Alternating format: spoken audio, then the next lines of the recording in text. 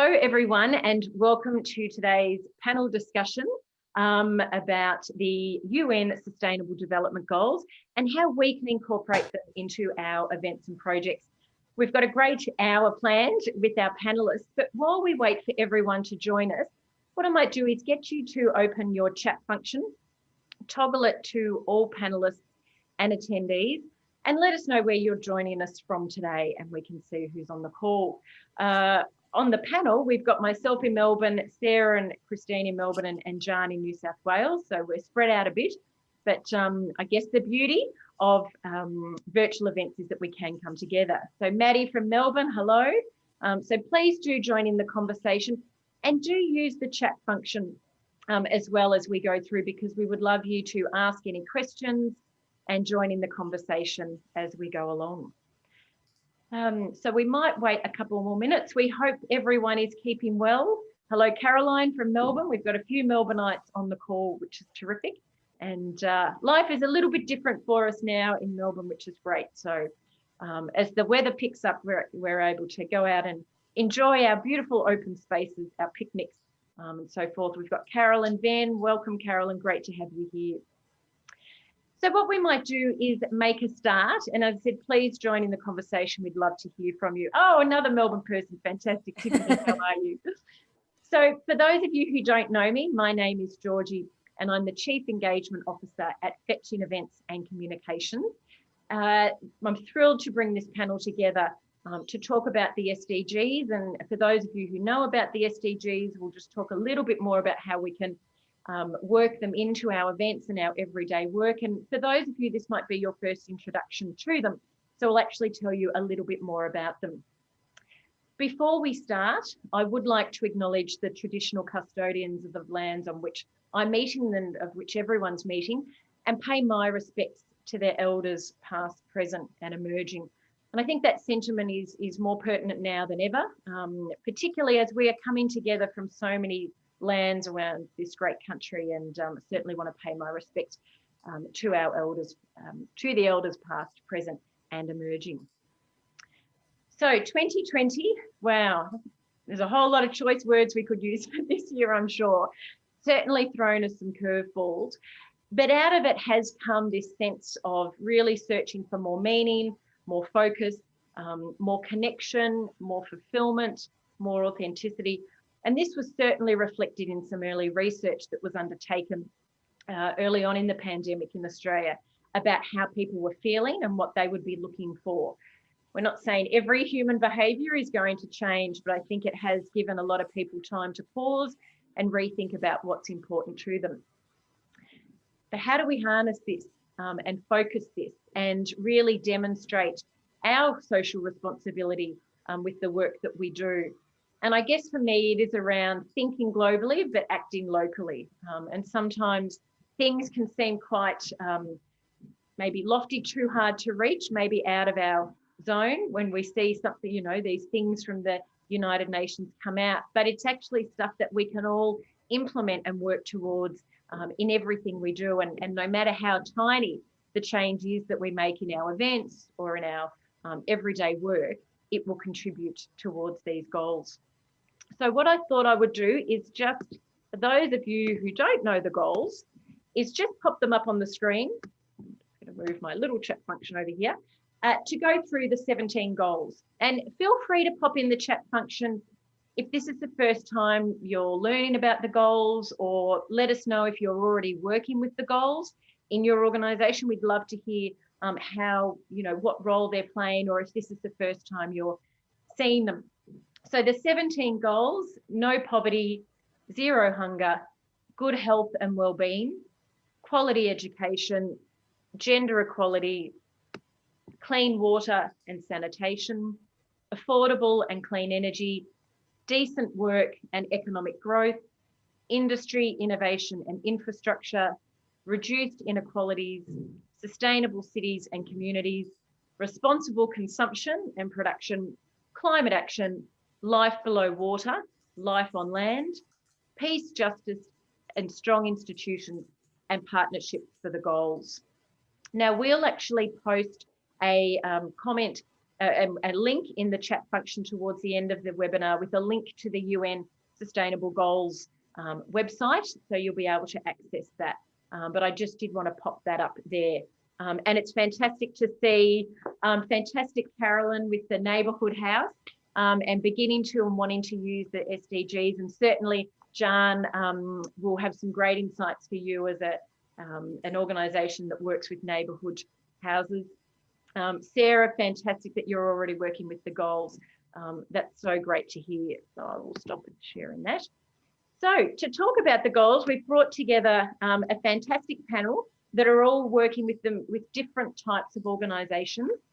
So first of all, I would like to introduce Sarah Meredith from Global Citizen, Country Director of Global Citizen. Great to have you here, Sarah. Hi, Georgie. Thanks for having me. We've got Associate Professor Christine Thong, I added an extra A there, from Design Factory Melbourne, which is part of Swinburne University. Fantastic to have you here, Christine. Wonderful to be here. Thanks, Georgie. And that was a very personal welcome. My grandmother always adds an A to my name, so it's just making me feel at home. I must have known something.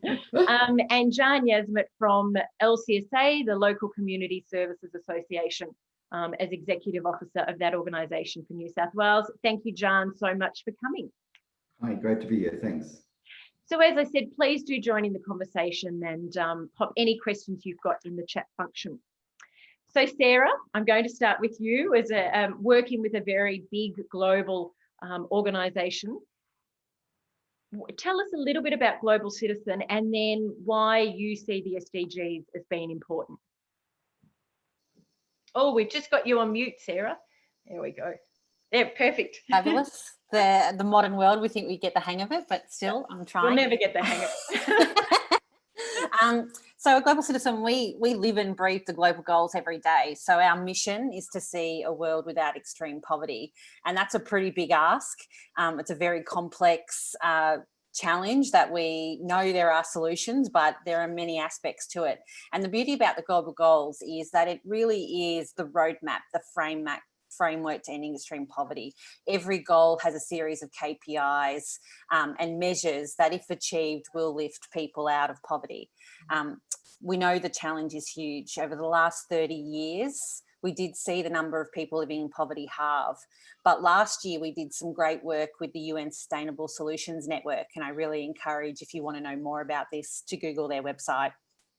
But what we found is the financial challenge to end extreme poverty is $350 billion per year. That's the gap that we need to fill. And so as an organisation, we really wanted to challenge the world to meet that gap this year. And then COVID hit. So that's really made our challenge even greater. We know that because of COVID, a further 70 to 100 million people will be moved into poverty. And the challenge is just not addressing the health problem. It's about all of the goals that we need to deal with zero hunger. And that's getting worse, not just because of COVID, but because of climate change and various other sustainable food systems. We have enough food in the world. It's just not getting to all of the people. So for us, it's about this great framework for meeting the world's challenges, and the various goals should be inspiring to many companies, individuals, governments to try to meet them. Absolutely. And I love what you said about you live and breathe them. So it's not just something you tack on when you're doing an event and you think, oh, okay, we better have something about the SDGs. It's in every part of the work that you do.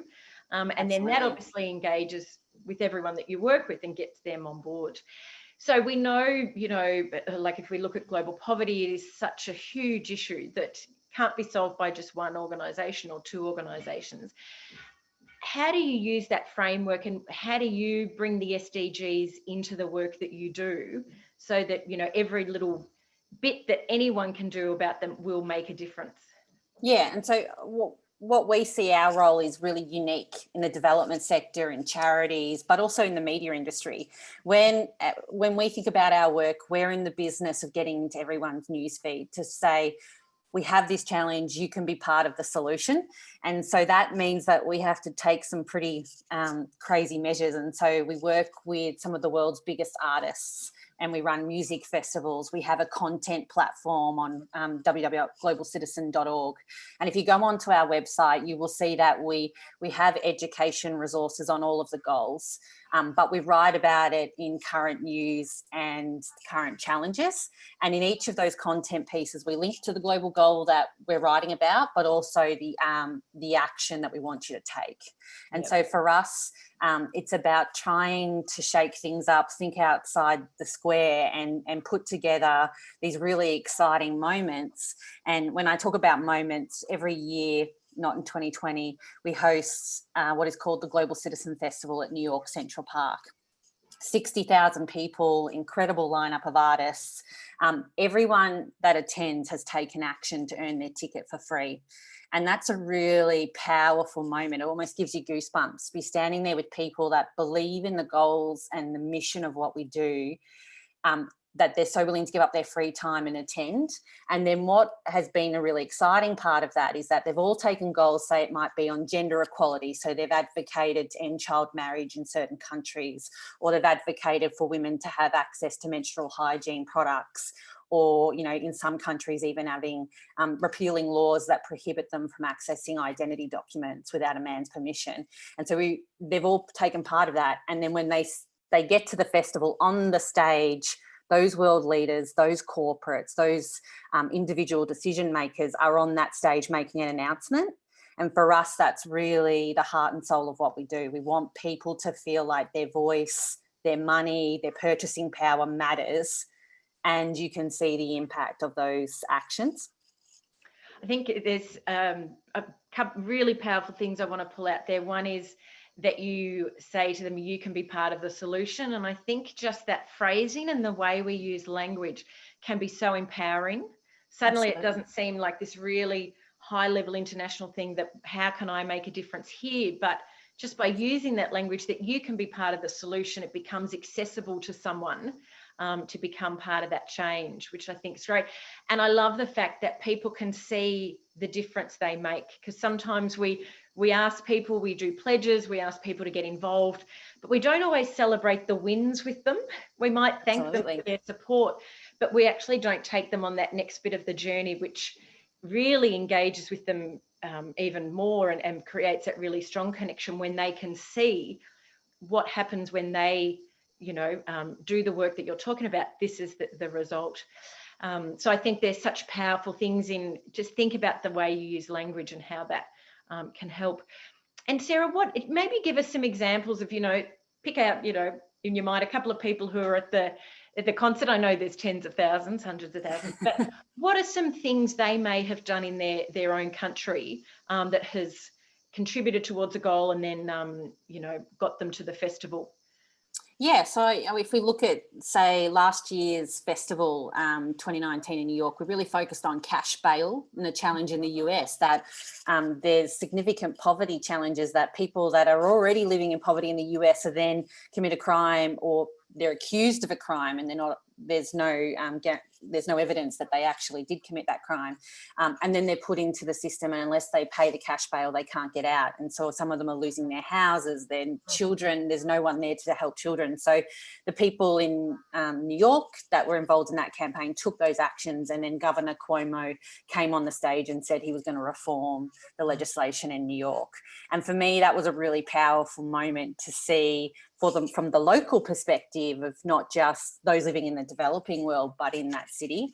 But then, in 2018, we held an incredible festival in South Africa to honour what would have been Nelson Mandela's 100th birthday. 80,000 people, and all of those South Africans have been part of that journey. And a big challenge in South Africa right now is violence against women and children. And you may have seen in the news, there's lots of activity around that. And we ran a series of campaigns, but one of the biggest ones was that we really challenged the president of South Africa to deal with menstrual hygiene, because within the schools in South Africa, girls were dropping out because they couldn't access. And so on that festival stage, the president made a commitment to delivering those products in schools. But we don't leave it there, because for us, we know politicians will come on a stage, they'll make a commitment and they'll get the big fanfare. They've got all the celebrities there championing them, but we need to hold them to account to deliver. So we run impact reports, and the team in South Africa has spent the last 2 years really reporting back on that impact. But also the government affairs team have been going to government and saying, how are you tracking? How are you delivering on this commitment? Where are you at? We need to see this real outcome on the ground. And so we report that back to global citizens. And that's really important for us. Absolutely. That follow through, as you say, it's not just promises. And I love it. It just shows the power of the people, you know. I mean, absolutely. Here, but it can work. You work with a lot of corporate organisations that pledge support as well. How does working with the SDGs and being committed to those improve, hopefully, strengthen support from corporates? How do they, you know, how does that language sort of go with them? How invested do they become to the SDGs?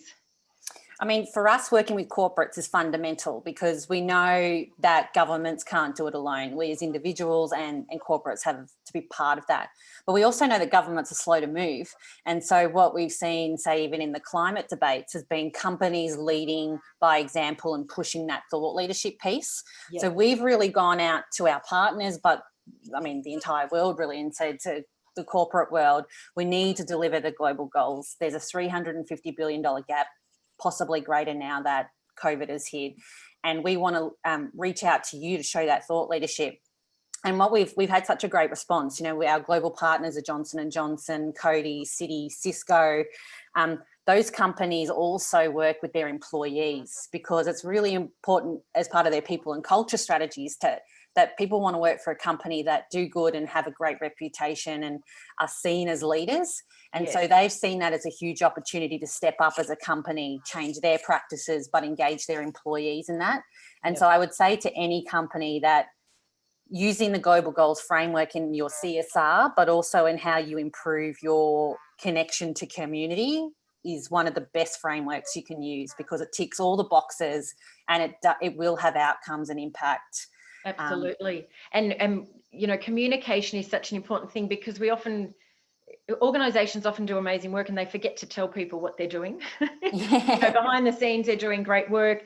They may have reduced their carbon footprint at events by putting things in place, or they may be, you know, pledging support in one area, or food that's not used at a business event gets given to a food sharing organisation, whatever it is. But we sometimes forget to actually tell our members or people that we're working with. So, you know, if you're like a neighbourhood house like Caroline, and you're starting to work with the SDGs, it's a good chance to open up that conversation with potentially any, you know, sponsors or community organisations that you're partnering with, and tell them what you're doing, because the power of that can be incredible.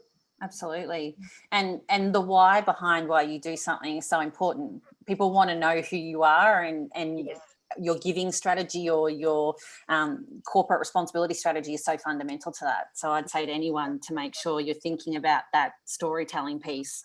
Absolutely. And it will have the ramifications that you want to see in your sector as well. Absolutely. I remember going to a very large event in Melbourne that's known for its gift bags that you get on the chair. And I remember walking in, you know, it's a room of 1,200 people, excuse me, and no gift bag. And I thought, oh, okay, well, that's, you know, whatever, that maybe times are changing. But the first thing they did at the event was get up on stage and said, you'll notice there's no gift bags. We have looked at the carbon footprint of the freight. You can imagine packing 1,200 gift bags with potentially 10 items in each bag. They talked about the packaging that came with it, the freight, and they said, we're committed to reducing our carbon footprint. And it was so good that they not only told us what they were doing, but they told us why they were doing it. That communication is such an important part. So at your events, and I've been to a couple, it's fantastic, because I always like, you've got the goals, you can get your social media moments or your boomerang holding the, you know, number 1 or number 17, whichever one it is. What are other little things you do at your even just local events that keep tying the SDGs in? I mean, we're really pedantic global citizen about talking about purpose and why. So we don't do anything without a reason. And so for us, here in Australia, the overseas development assistance budget, or what is called foreign aid, has been slashed over the last 6 to 7 years. And it's had a huge impact for our region. And what we've been advocating for is to see Australia lift that contribution. The global target is 0.7% of gross national income, and Australia sits at 0.21%. And to put that into even greater clarity is that that's only 0.8% of our overall budget. So most Australians think we give too much to foreign aid and it's 10, 20% of our budget, but really it's quite a minuscule part. So our reason for why we do local events is to build that constituency, that voice in Australia. And aid really should, the metrics of success of aid should be really the improvements in the global goals in our region. Yeah. And so we segment our events around those things. So we've really in Australia largely focused on water and sanitation. It's a huge challenge in the Pacific. Papua New Guinea has the same access to clean water as sub-Saharan Africa. And I think that's pretty crazy considering they're so close to us and we have the resources to assist. And then gender equality is a big one as well, because violence against women is not only an issue here in Australia, but it's a big issue in our region. Yep. Fantastic. Well, thank you so much. We'll come back because we'll have some questions at the end. But thank you, Sarah, from hearing, Thanks, a global organisation, but also that acts locally as well. So, Christine, I might head to you next. The Design Factory Melbourne, I'll get you to tell us a little bit about that at the moment. It is part of Swinburne, and Swinburne is a signatory to the university commitment to the SDGs. Can you tell us what that means? Well, it's fantastic because it means there's a really visible support of the importance of not just one or two, but the whole gamut of SDGs and how we're responsible to planet and society. So I think there's been a number of different contributions in the past, or areas like gender equality and renewable energies that have been sort of looked at in pockets, but to come together and go, actually, this is there's a bigger framework and we need to acknowledge that and sign up to that. And recently, I think the university has signed up. It was the first Victorian university to sign up to acknowledge the climate of urgency, to sign the letter there. So I think it's just really paying tribute to the importance of it and committing to take more action. Fantastic. And do you want to tell us a little bit about Design Factory Melbourne? Absolutely. So within Swinburne University, I guess we're a bit of an innovation lab, let's say. So we bring fundamentally different disciplines together. So business, engineering, ICT, health, design, all of that, to work on industry challenges, societal challenges, organisational challenges, using design innovation methods or design thinking methods. And to really sort of push the boundaries and experiment. And what we really want to do is, one of the things we really want to do, we work with students a lot, is develop really responsible innovators of the future. I love that, and that probably leads into my next question of why the SDGs are important to Design Factory Melbourne. Yeah, absolutely. So again, it provides a really tangible framework for students to be able to see and understand the global gravity of some of the challenges that society is facing today. So one of the programs that we run focuses in on the UN SDGs. So every year we select one that student teams will explore. So for example, this year we're doing number 11, sustainable cities and communities. Last year was number 3, good health and wellbeing. And they go off and find locally what this means. So sometimes it can be really, overwhelming when you look at it and you look at all the KPIs, which are fantastic to have in place. But then as smaller groups, as individuals, how do I actually make a difference? How do I engage in this and make change? So to then go, okay, well, how would you interpret this locally? Where might those challenges lie and sit and fit? Really then starts to break it down and demystify and empower people to be able to go, oh, actually, I might be able to make a contribution. So, one team, with the responsible production and consumption, identified food waste in hospitals and was able to come up with potential solutions. So I've missed a rather key point actually here. So we don't just work with the SDG goals, but we work with technology as well. So we partner in with CERN in Geneva, and they're quite connected in with the UN community being based over in Geneva. So CERN is the European Organisation for Research, Nuclear Research, and they're really interested in how their science can benefit society, not just by doing high-end particle physics, understand how the universe works. How else can it benefit society? So touchscreens, MRI, like there's a range of things that have come out of that technology. How can they do more of that? So we've got this program where we're connecting CERN technology with the United Nations Sustainable Development Goals, but really looking at how can we find these challenges locally. So we've got design factories in New York City, in Mannheim, and have had in Porto, and we'll have in also and hopefully New Zealand doing this as well. So we're looking really locally, but doing it as a global community, which is really lovely. Fantastic. And so when your students come through, what's their reaction? Is this the first time they're hearing about the SDGs? What do they know of them? You sort of, it can seem quite overwhelming. How do you take them through that process, and what do you find is their reaction when you first start talking through them? Yeah, most have heard of the UN SDGs, which is fantastic, but maybe haven't worked really closely with them or have looked at them in another subject. So I know many other lecturers use this as a framework as well.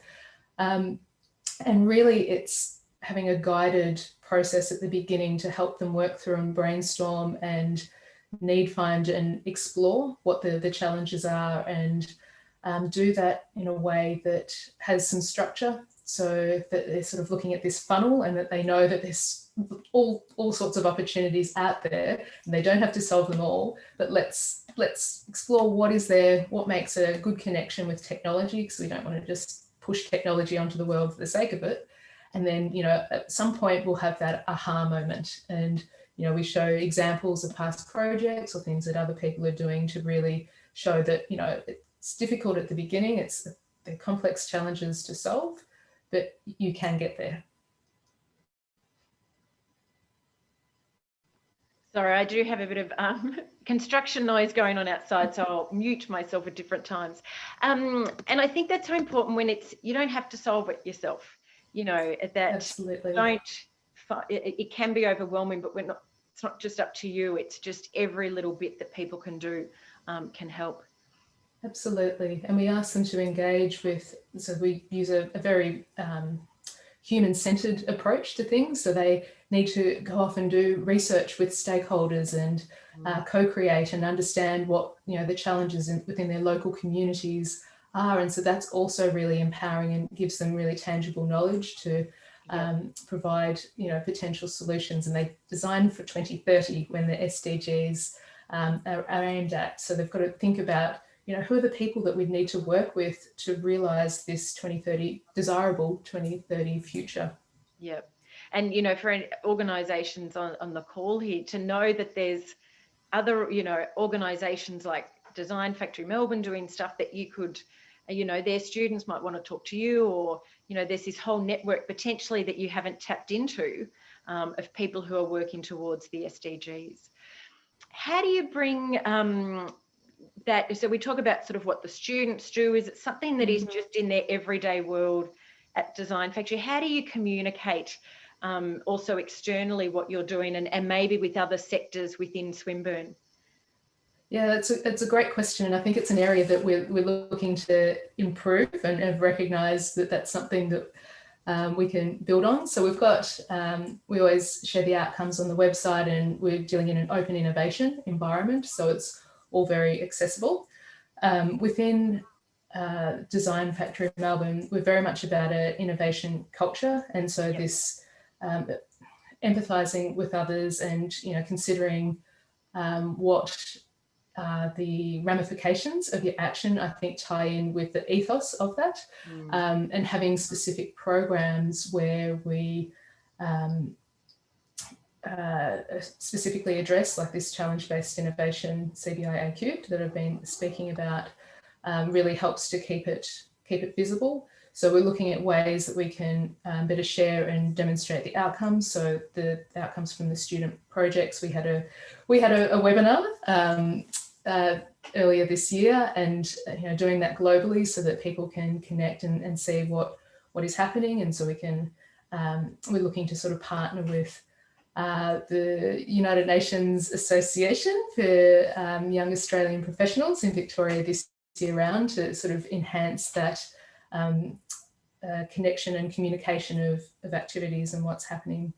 But I think Swinburne more broadly, rather than Design Factory Melbourne themselves, has the framework of different initiatives. So their activity with SAGE and the support of women professionals and academics in terms of the gender equality. There's really specific programs and actions in place, things with renewable energies, responsible investments and that type of thing.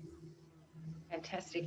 And I'm sure, there's a lot of organisations, there's amazing organisations who are doing great things that are probably without even realising doing part of the SDGs and working towards them. What they just haven't done is communicate that, and the SDGs add weight behind it, not only to connect with your audience and your community, but connect with potential partners who've got the same values and the same commitment. So it's just a fantastic weight to put behind the work that you've been doing all along. Absolutely, and through this, we've made connections elsewhere within the university that we weren't aware were doing, particular activities. So there's a Centre for Urban Transformations that's doing amazing work in sustainable communities, and we've got a Smart Cities Research Institute that we're now sort of looking at more closely and connecting in, because this year we're focusing on that SDG number 11. So yes. Yeah, absolutely, as a framework, it is really helpful for making those connections. Yeah, and look, I'll just tell her, well, that's not a secret, but I work out of Fetching Events works out of co-working space that Global Citizen does. And the first day I moved in to the co-working space, this office at the end of the corridor, which was right in my line of sight, all I could see was SDGs posters. And I'm like, oh, who's there? And I boldly went down and introduced myself. But maybe if I hadn't seen those, we wouldn't have connected as quickly and as strongly. So, just communicate what you're doing, because you just never know. And I've gone on to make, fantastic friends with my Global Citizen buddies, and I'm thrilled to have them here today. But I loved that just every time I walk past their office, I see those SDGs there, and it just reinforces to me the work that they're doing and the commitment, and just continues to open up more conversations. Yeah, fantastic. Absolutely. Thank you so much, Christine.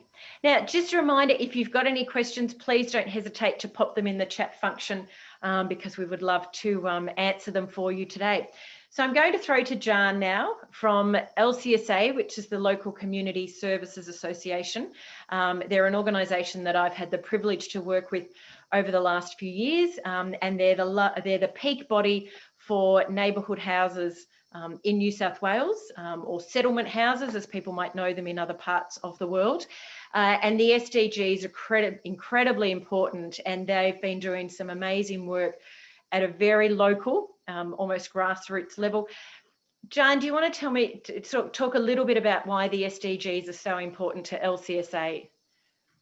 Thank you, Georgie. And I've noticed in the chat box that there's a number of people from neighborhood houses here as well, and also maybe some that might listen back to it from the recording. So welcome to all of our members and colleague peak organizations members across the nation. So yes, LCSA is the peak body for neighborhood centers in New South Wales, but there is Neighborhood House Victoria that people in Victoria might be more familiar with. And we are part of a national network and also an international network. There is an organization called the International Federation of Settlements and Neighborhood Centers. And their secretariat was in New York for a long period of time and is currently in Helsinki and in Sweden.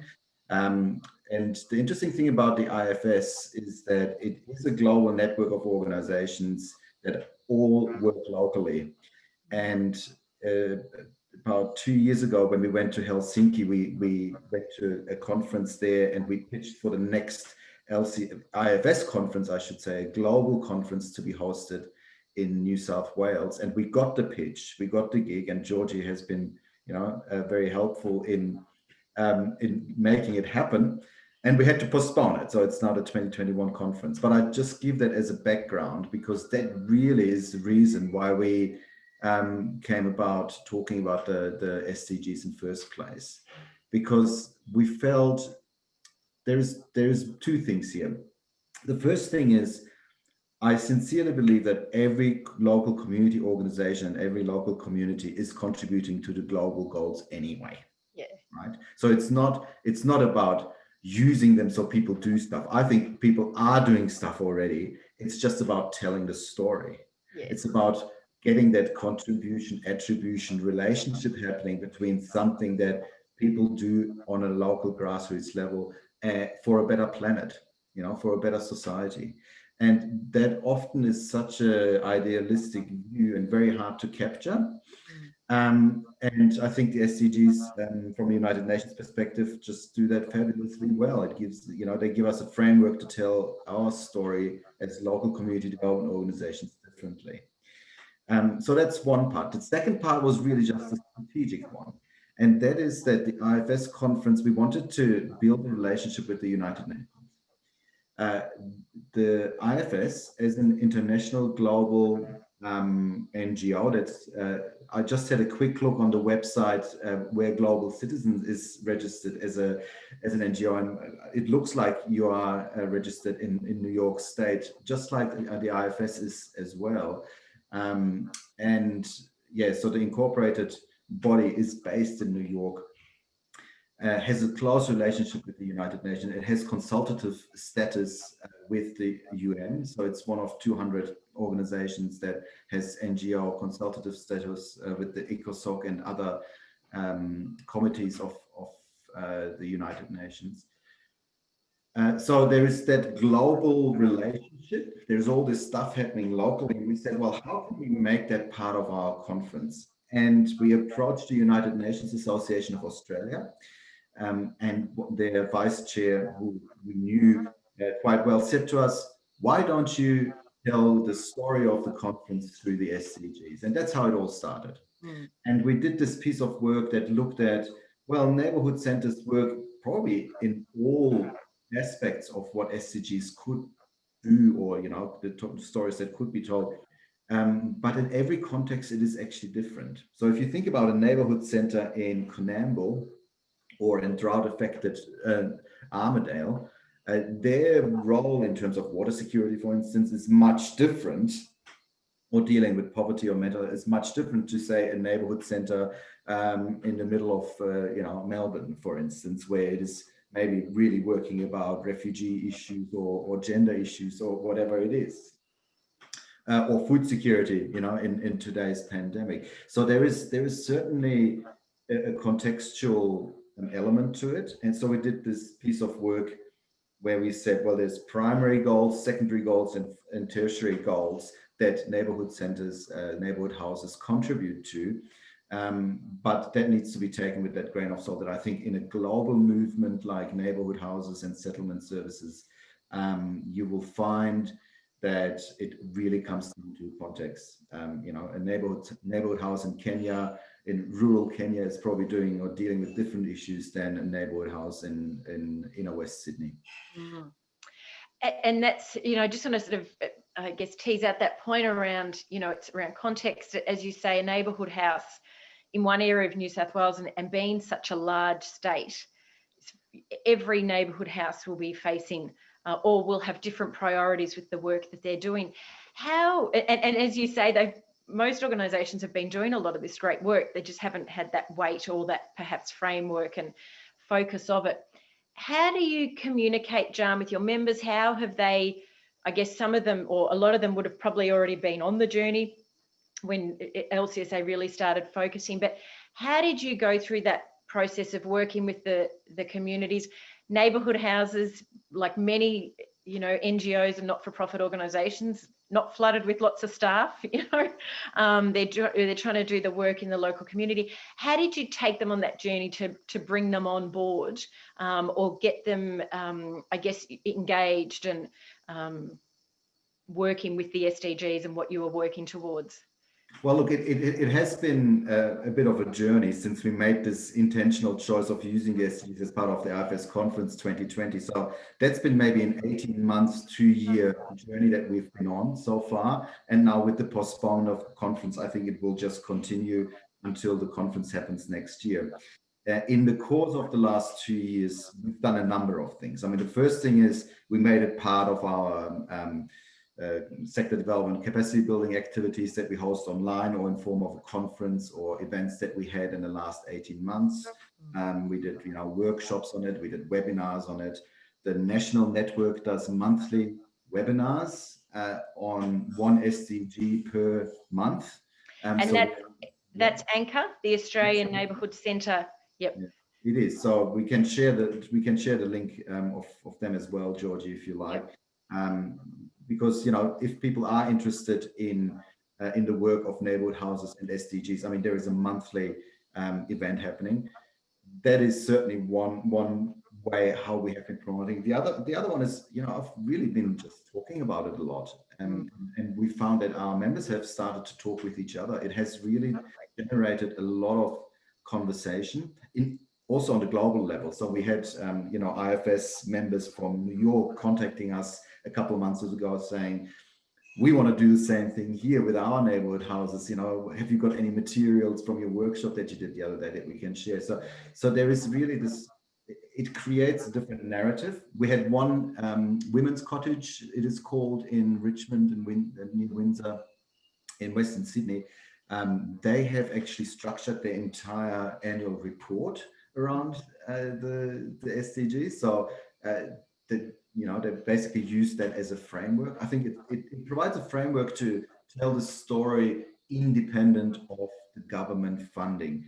So my big argument, how I got people onto the journey is we are a fairly diverse group of community services. For those of you who don't know, I mean, there's over 1,000 neighborhood houses in Australia, right? More than McDonald's, as we like to say, because there's less than 1,000 McDonald's in Australia, but more than 1,000 neighborhood houses.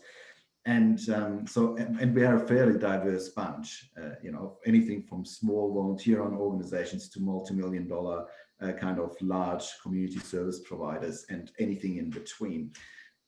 So to embrace that diversity and also to tell a story, I think that acting local for global solutions, you know, or local solutions for global issues, or however you want to phrase it, it's connecting the global with the local by cutting out, really, and I'm being political here intentionally, but cut out all the funders, funding bodies, you know, corporates, philanthropics that actually give money to neighborhood centers.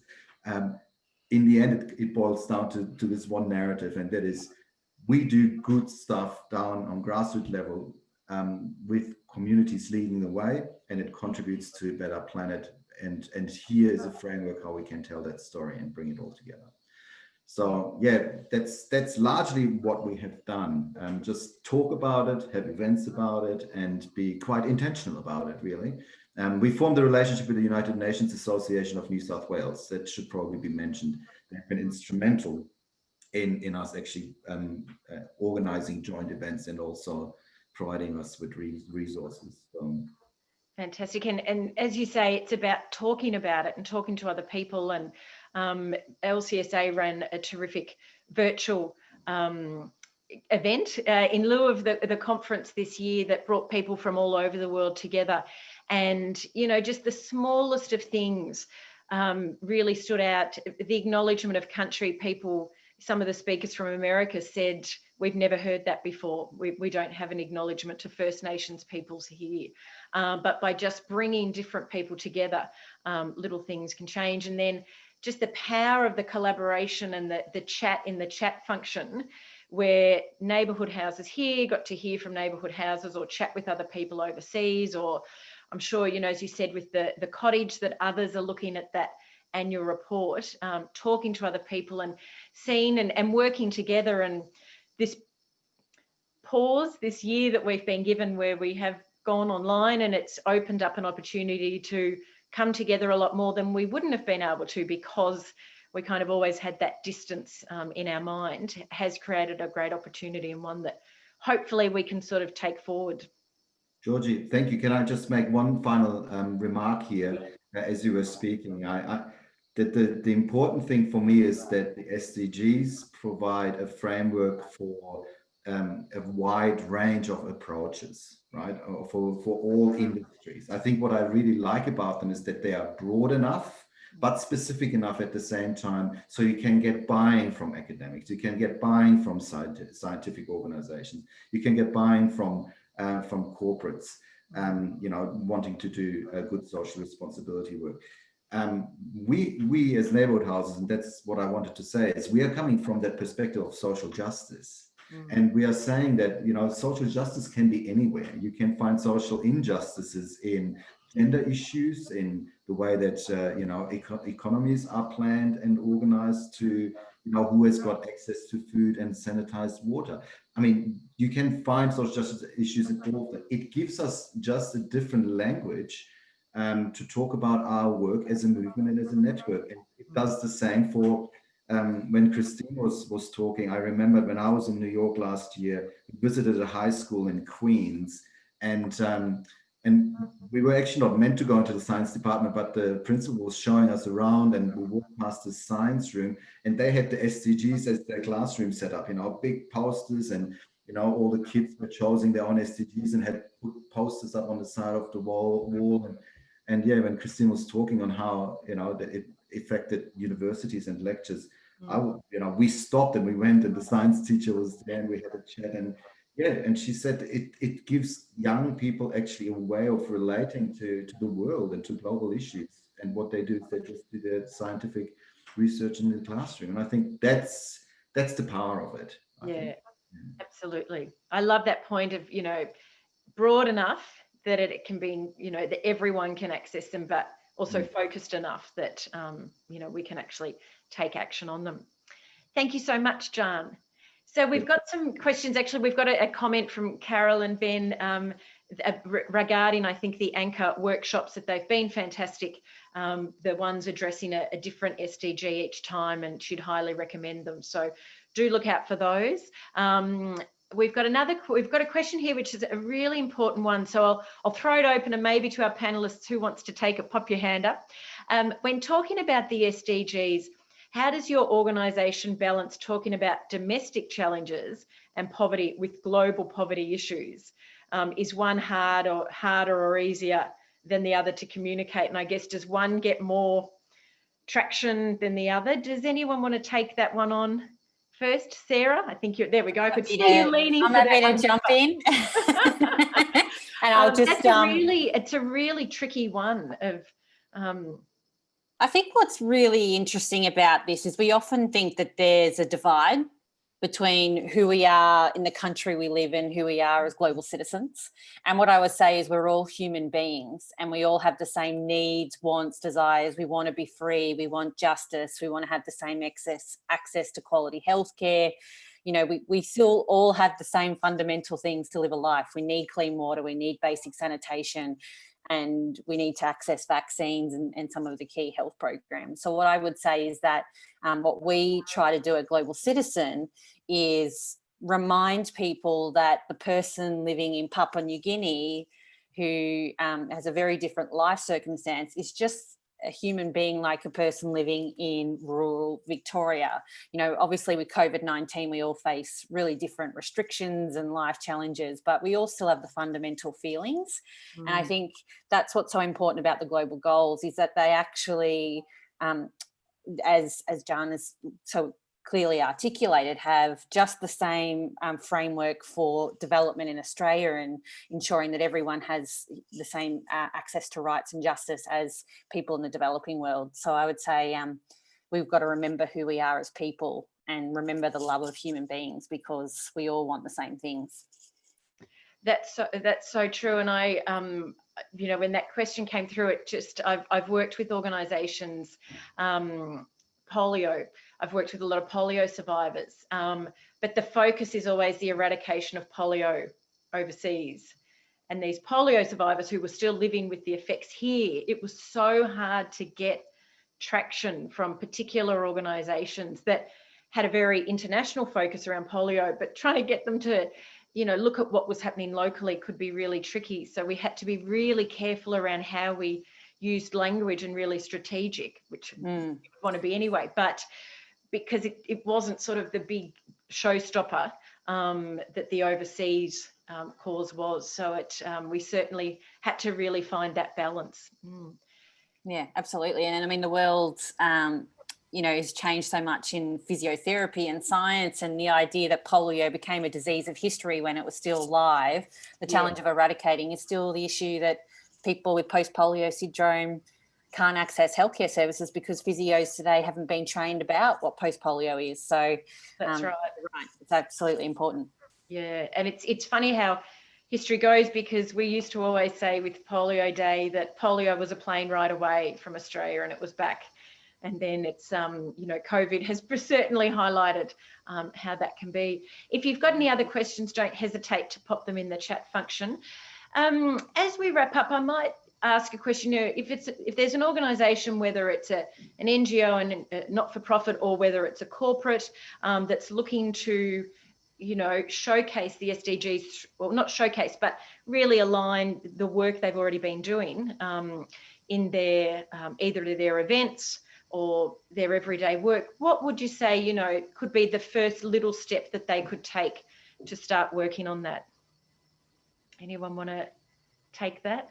Christine, any sort of, you know, it could be quite overwhelming. What would, you know, your tip just for the first little piece of work that you could carve away on it? Yeah, I think it's, you know, having possibly even, you know, consulting with someone, having someone to bounce your initial ideas with. So if you're already sort of thinking, okay, well, I'm doing some work on gender equality here, how does this connect to the UN SDGs? So you might start to look at, you know, the breakdown, the KPIs, and go, oh, I'm not sure where that aligns, but we're definitely doing things that sort of fit within that. So if you're starting to, you know, brainstorm what that is or what that might be, if you can bounce that off with somebody else who maybe understands the SDGs, so you might reach out to an organisation that is already working on them, like within your state, or so like I gave the example before, the young professionals for the, you know, UN Australian Association, so that's one example. There are multiple, and you might sort of make that connection and just sort of say, I think I'm doing this type of stuff. Is this really, you know, interesting? So you might look at that kind of coaching or mentoring role, sort of reaching out to someone and looking at examples demystifies it. And you're like, okay, well, you know, it doesn't have to 100% align with, you know, the text that is there. It doesn't mean, it's a tricky one. It's a really tricky one. But it's scaffolding it, like small steps. I think the small wins that you mentioned earlier, things, you know, just small things build to bigger things. And absolutely, it is. It's just those small steps. It doesn't need to be this massive chunks at the start, but just small steps. And if you're running events, you know, a lot more venues. If you're running with external venues, you know, have a focus on food waste, on, you know, carbon footprints, chat to, you know, suppliers and people that you're working with to see what they're doing. And then when you go and run an event, or you host a project, that you can say, you know, we've aligned with a venue or an organisation or a supplier or a speaker that that forms part of our commitment to the SDGs. So it's not a tokenistic thing, but in everything that you do, those SDGs can come through. And as we said, it can be the smallest change that you make locally, that can, if we all make those little changes, it can make such a difference. And it just starts up the conversation. As Jan said, I think as all of you have said, just talking to people, you know, it just opens up more opportunities and gives you an opportunity to engage with more people and spread the word of the SDGs and how people can commit to them. So thank you so much for everyone joining us today. I've just posted some links in the chat function for fetching events, for Global Citizen, for the Design Factory Melbourne, for LCSA. For those of you who don't know Fetching Events, we are an agency that are committed to working with NGOs, not-for-profits, community organisations. We're committed to work with organisations that align with our values of success, excellence, compassion and spirit. So all of this work is really close to our hearts, and we'll continue to ramp up our work and align with the SDGs as we go along. But thank you so much to our guest panelists for spending Friday morning with us. To Sarah, to Jan, to Christine, thank you so much. Please do access the links in the chat function.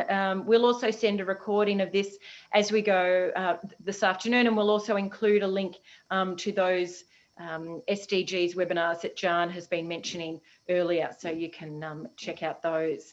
So thank you, Carolyn. It's been wonderful to have everyone here. We hope everyone has a lovely weekend and has some sunshine, hopefully, where you are. For those in Melbourne, some of you might be enjoying a long weekend. So enjoy your Monday and Tuesday off. But once again, thank you for joining us. It's been wonderful to spend Friday morning with you. And we look forward to seeing you again soon. So thank you from Melbourne and from New South Wales. Thanks, everyone. Thank you. Bye. Thanks.